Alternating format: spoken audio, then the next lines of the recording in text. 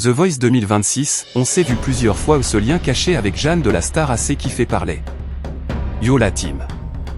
Aujourd'hui on parle d'un truc qui fait grave réagir les réseaux. The Voice 2026, la Star Academy, et surtout un lien qui n'a pas échappé aux internautes. Parce que oui, visiblement, le monde de la télé est plus petit qu'on ne le pense. On va parler de Jeanne. Depuis la Star Academy, elle est clairement en train de prendre une autre dimension. Son titre Respire fort, qu'elle avait enregistré avant même d'entrer au château de Damary-Lélis, est devenu un vrai phénomène. Plus de 6 millions d'écoutes. Oui. On ne parle plus d'un petit buzz, on parle d'un son qui tourne fort sur les plateformes. Et ce qui est fou dans l'histoire, c'est qu'elle ne comptait même pas sur la Star AC pour exploser. Elle l'a dit elle-même, elle préparait cette chanson depuis longtemps et elle ne pensait même pas être prise dans l'émission. Comme quoi.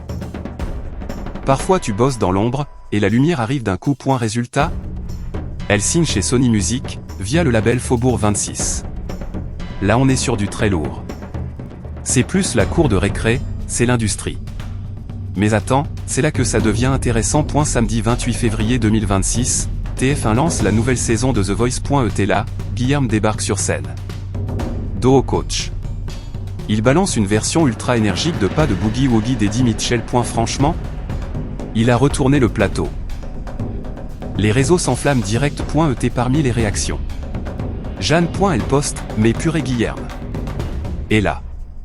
Internet fait ce qu'Internet sait faire de mieux, les théories commencent. Ils se connaissent. C'est du piston. C'est arrangé d'avance. Bref, ça part en mode enquête FBI sur Twitter. 3 mois ont suffi pour que certains internautes soient persuadés qu'il y a un arrangement derrière tout ça. Mais Guilherme ne laisse pas traîner. Il répond cash.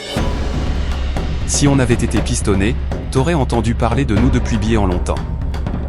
Et franchement, il n'a pas tort. Dans une interview, il explique que Jeanne est l'amie d'une très bonne amie à lui. Donc oui, ils se connaissent. Oui, ils se sont vus plusieurs fois. Mais non, ça ne veut pas dire qu'il y a magouille. Et elle explique même qu'ils se sont donné beaucoup de force au point. Et ça, en vrai, c'est normal. Dans la musique, les artistes se soutiennent.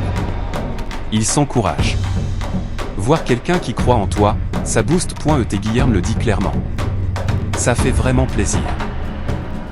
Pas de drama, pas d'embrouille, juste du soutien. Mais forcément, aujourd'hui, dès que deux candidats se connaissent, on crie au piston. Alors je te pose la question la team, est-ce que connaître quelqu'un dans le milieu, c'est forcément être favorisé? Ou est-ce que c'est juste du réseau, comme dans tous les domaines? Parce que soyons honnêtes. Dans la musique, dans la télé, dans le business, le réseau, ça existe partout. Mais ça ne remplace pas le talent. Et Guilherme, que tu l'aimes ou pas, il a assuré sa presta. Mais attends, ce n'est pas fini. Et elle n'est pas le seul à avoir un lien discret avec la Star Academy. SAB, découverte ce week-end dans The Voice 2026, a elle aussi une connexion intéressante. Pendant son audition, elle chante sa propre composition, J'ai grandi. Un titre très personnel. Très introspectif. Elle explique que c'est un peu le bilan de sa vie, de son parcours. Et derrière cette chanson, on retrouve Vinchat. Oui, le même Vinchat qui a travaillé sur les tubes d'Elena et Marguerite. Encore un lien avec la Star AC. Et là encore, certains pourraient dire. Ah voilà, encore du réseau. Mais elle parle d'un immense privilège. Travailler avec un artiste qui a déjà composé pour de grands noms, ça t'élève. Ça te fait progresser. Et surtout, ça ne garantit pas le succès. Parce qu'au final, c'est le public qui décide. En résumé, la team Jeanne cartonne depuis la Star Academy. Guilherme fait sensation dans The Voice. Ils se connaissent, oui. Mais rien ne prouve un piston. SAB. A travaillé avec un compositeur lié à la Star AC. Encore une connexion. Le monde artistique est petit. Les talents se croisent. Les chemins se mélangent. Mais ça ne veut pas dire que tout est truqué. Parfois, c'est juste des rencontres. Et peut-être qu'on oublie un truc essentiel, ces artistes bossent. Avant les plateaux, avant les caméras, avant les buzz, il y a des heures de travail dans l'ombre. Alors est-ce que le réseau aide? Oui. Est-ce que ça fait tout? Non.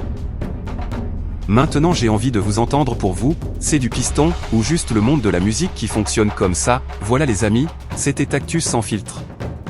Si cette vidéo t'a plu, clique sur j'aime, abonne-toi et active la cloche pour ne rien louper des prochaines actus qui font du bruit. Laisse ton avis en commentaire, on veut savoir ce que tu en penses.